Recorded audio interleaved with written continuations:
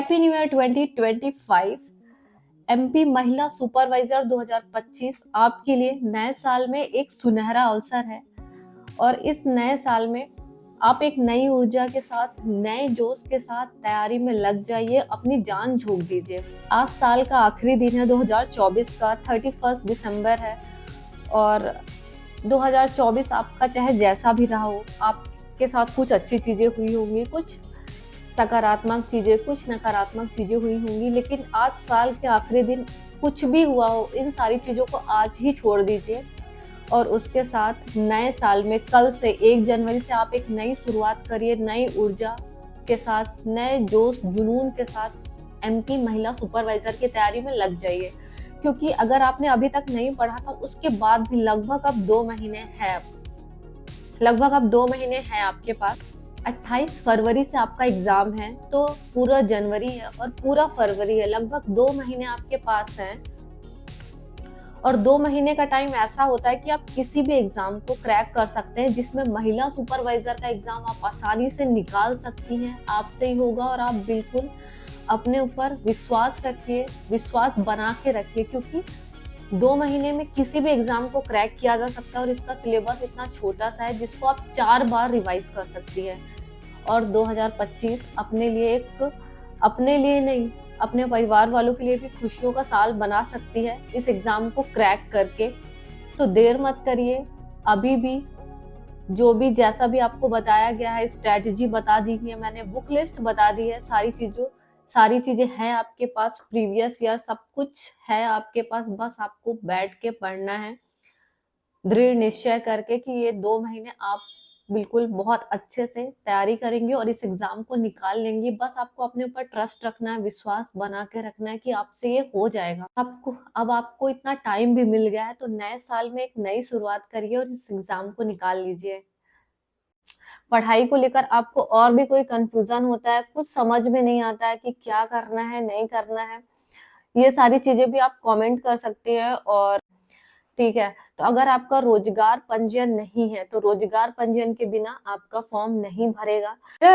सबको शिकायत है कि नोटिफिकेशन नहीं आ रहा है, एग्जाम कब होगा, फाइनली इन सारी चीजों से आप फ्री हो गए, आपको अब पता है। उसी के अकॉर्डिंग अगर आप किसी भी स्टेट से हैं, मध्य प्रदेश तो ठीक है, मध्य प्रदेश के सभी जिलों के जो महिलाएं हैं सब सारे लोग फॉर्म डाल सकते हैं, लेकिन आप किस अदर स्टेट से भी है तो आप भी फॉर्म डाल सकते हैं। ये हमेशा क्वेश्चन आता है कि फॉर्म कौन डाल सकता है, तो ये अभी मैंने कंफर्म कर दिया।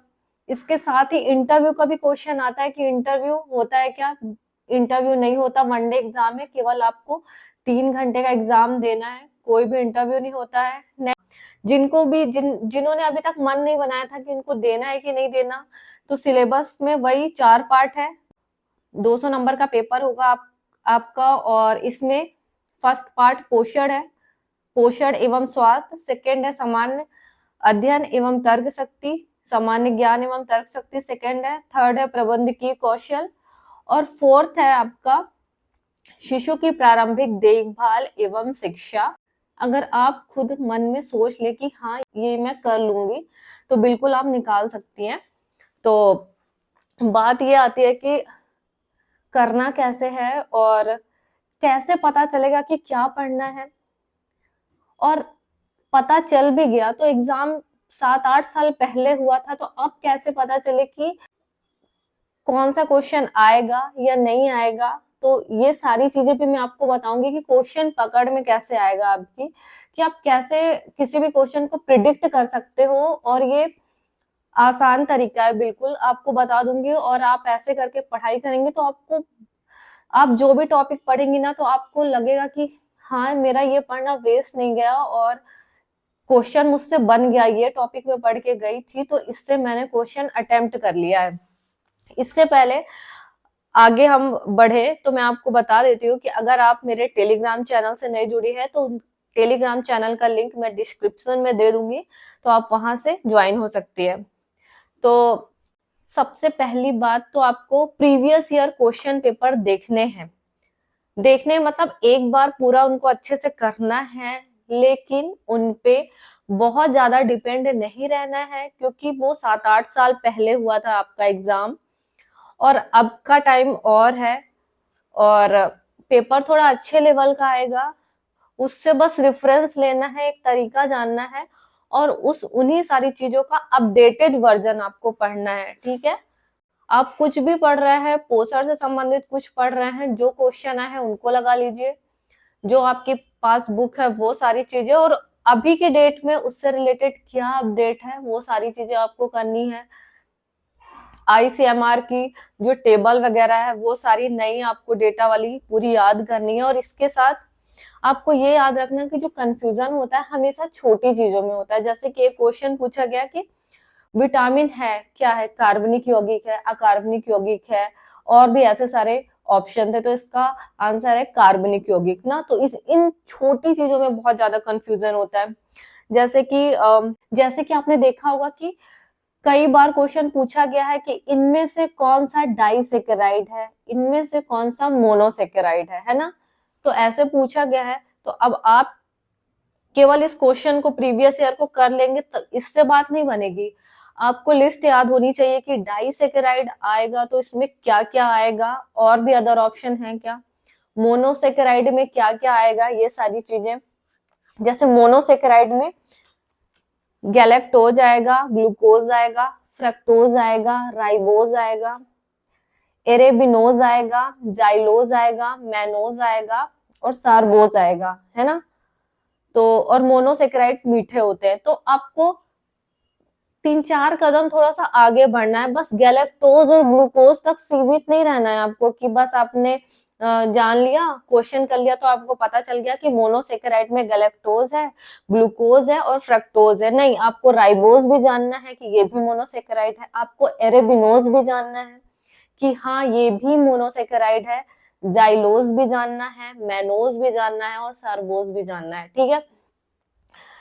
तो क्योंकि अगर ये सारे ऑप्शन आपके सामने आ जाएंगे तो आप सोचेंगे कि अरे इनका तो मैंने नाम ही नहीं सुना, ये क्या है, अब समझ में नहीं आ रहा। तो बस यही है स्मार्ट स्टडी और यही है अपडेटेड स्टडी। कोई भी टॉपिक मिला है तो उसको पूरा अच्छे से आप कंप्लीट कर लीजिए, ठीक है। ऐसे डाइसेकेराइड है, जो पूछा है वो भी करिए, और एक बार अच्छे से देख लीजिए कि डाइसेकेराइड में और क्या क्या आ सकता है जो हमसे पूछा जा सकता है। सुक्रोज, माल्टोज, लैक्टोज, ये डाइसेकेराइड है ना।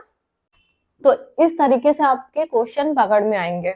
जैसे कि आपसे एक और पूछा जाता है क्वेश्चन काफी बार कि अंडे का जैविक मान क्या है। 96 है अंडे का जैविक मान।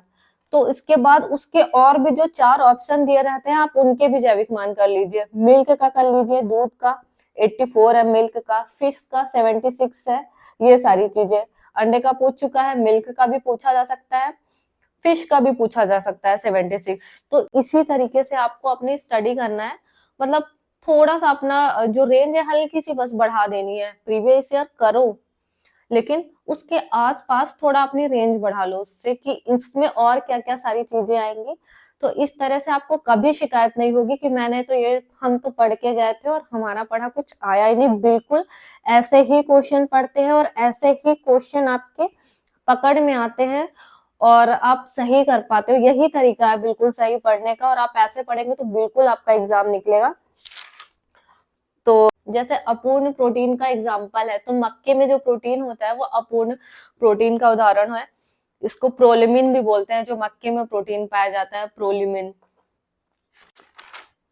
शिशु की प्रारंभिक देखभाल एवं शिक्षा में जितने भी थिंकर्स हैं उनके डीप में मत जाना, बस उन थिंकर का नाम आपको करना है कि हाँ ये थिंकर है और इन्होंने क्या दिया है, इनका क्या फेमस है, इनका भाषा सिद्धांत फेमस है, इन्होंने किस चीज के बारे में क्या बोला है, शिशु के बारे में क्या बोला है, शिशु की कितनी अवस्थाएं बताई है सीखने की, सारी चीजों की, लर्निंग की, ये सारी चीजें आपको ऐसे करनी है। ओके, मतलब ये सब मैं आपको प्रीवियस ईयर देख के और उससे थोड़ा सा कि इस पे हम अपडेटेड इसका वर्जन कैसे कर सकते हैं, थोड़ा सा ये सारी चीजें बता रही हूँ। जैसे कि कुछ चीजें उनको वैसे का वैसा रट लीजिए। जैसे फ्रीनोडर्मा रोग है, सारे आपको रोग करने हैं, तो ये रोग पूछा जा चुका है कि फ्रीनोडर्मा रोग किससे संबंधित है, तो ये कुपोषण से संबंधित है। गंभीर कुपोषण का प्रकटीकरण ही फ्रीनोडर्मा कहलाता है, ठीक है। इसकी कमी के कारण क्या है, विटामिन ए, बी और ई और आवश्यक फैटी एसिड की कमी से होता है ये। 4 ऑप्शन दिए थे कि प्रोटीन कहाँ नहीं पाया जाता है, तो प्रोटीन जो है पित्त रस में नहीं पाया जाता है। और पाया कहाँ जाता है, इसमें लसिका है मतलब लिम्फ, रक्त या रक्त मतलब ब्लड, और कोशिका द्रव्य मतलब साइटोप्लाज्म, यहाँ यहाँ प्रोटीन पाया जाता है। लसिका में प्रोटीन पाया जाता है, कोशिका द्रव्य मतलब साइटोप्लाज्म में पाया जाता है, और रक्त मतलब ब्लड में पाया जाता है, और पित्त रस में प्रोटीन नहीं पाया जाता। इस टाइप के क्वेश्चन जो है इनको ऐसे का ऐसे ही याद कर लीजिए आप। बस कोई भी क्वेश्चन पूछा गया है वो आपको याद होना चाहिए, और उसमें ऐसा कुछ है कि कोई लिस्टिंग वाली चीज है तो उसके आगे पीछे की चीजें भी आपको याद होनी चाहिए, है ना। योगी के हर तरीके से आपको तैयार रहना है, ठीक है। और टफ चीजें बन जाती हैं, कंफ्यूजन और गलती हमेशा इजी क्वेश्चन में होती है, ये आपको अच्छे से ध्यान रखना है। और चारों पार्ट जो आपके हैं, एक्ट वाले पार्ट को बहुत अच्छा कर लीजिए। एक्ट जो है ना, महिला बच्चों से संबंधित जो एक्ट है, अधिनियम है, उन सारी चीजों को अच्छे से याद कर लीजिए। किस लिए बनाए गए हैं ये, कब लागू हुए, किस डेट पे, इसकी इम्पोर्टेंट कोई धारा है तो वो, बच्चों से संबंधित प्रावधान है, महिला हिंसा से संबंधित प्रावधान है, ये सारी चीजें। 10 नंबर की मैथ्स आएगी, 10 नंबर की रीजनिंग आएगी, इसको देख लीजिए अच्छे से। मैथ्स और रीजनिंग पता कैसे चलेगा कि मैथ में पढ़े लेकिन क्या पढ़े, रीजनिंग में पढ़े लेकिन क्या पढ़े, तो इसके लिए प्रीवियस ईयर क्वेश्चन देखिए, PYQ, कि उसमें रीजनिंग के क्या क्या टॉपिक पूछे गए हैं, और उन सारे टॉपिक में के जो अपडेटेड वर्जन है, जो इस टाइम पे रीजनिंग से, उस टॉपिक से जिस टाइप की रीजनिंग पूछी जा रही है वैसे टॉपिक तैयार कर लीजिए आपको उस लेवल तक का। और ऐसे आपको मैथ्स में भी करना है, और इतना ज्यादा नहीं पढ़ना है मैथ्स और रीजनिंग, क्योंकि 10-10 क्वेश्चन ही आने हैं। तो आप अगर कुछ टॉपिक छोड़ भी देते हैं तो कोई दिक्कत नहीं है। जिन जिन टॉपिक पे आपको लगता है कि इसमें आप कर लोगे, उन टॉपिक को अच्छे से कर लीजिए, और अभी अपडेटेड लेवल पे कर लीजिए कि अभी के टाइम पे उस टॉपिक से कैसे क्वेश्चन पूछे जाते हैं, अभी 3-4 साल में उस टॉपिक से कैसे क्वेश्चन पूछ रहा है ESB, व्यापम, उसी लेवल का करनी है, ठीक है, उसी लेवल की। पढ़ाई को लेकर आपको और भी कोई कंफ्यूजन होता है, कुछ समझ में नहीं आता है कि क्या करना है नहीं करना है, ये सारी चीजें भी आप कमेंट कर सकते हैं। और इसके साथ ही अगर जिनका रोजगार पंजीयन नहीं बना है, जैसे अब आपको पता है कि 6 जनवरी से फॉर्म भरे जाने हैं, ठीक है, तो अगर आपका रोजगार पंजीयन नहीं है तो रोजगार पंजीयन के बिना आपका फॉर्म नहीं भरेगा। इसलिए अगर नहीं बना है तो अपना रोजगार पंजीयन बनवा लेना। रोजगार पंजीयन बन जाने से आपका फॉर्म 5 मिनट में भर जाता है, 5-10 मिनट में, नहीं तो सर्वर डाउन हो जाता है, कभी कभी पूरा टाइम चला जाता है, या फिर आपको प्रायोरिटी नहीं देते हैं जब आप फॉर्म भराने जाते हो।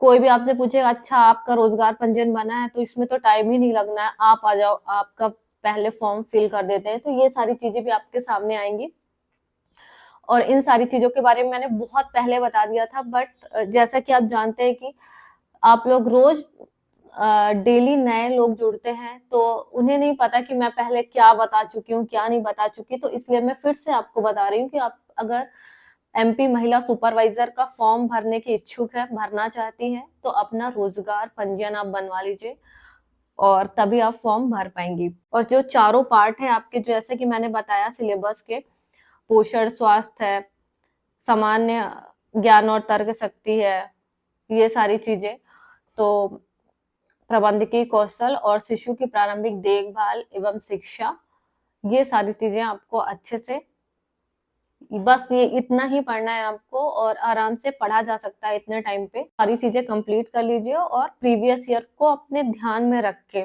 जो चीजें रटी जा सकती हैं उनको रट लीजिए, जिसमें और ऐड किया जा सकता है उनको ऐड कर लीजिए, है ना।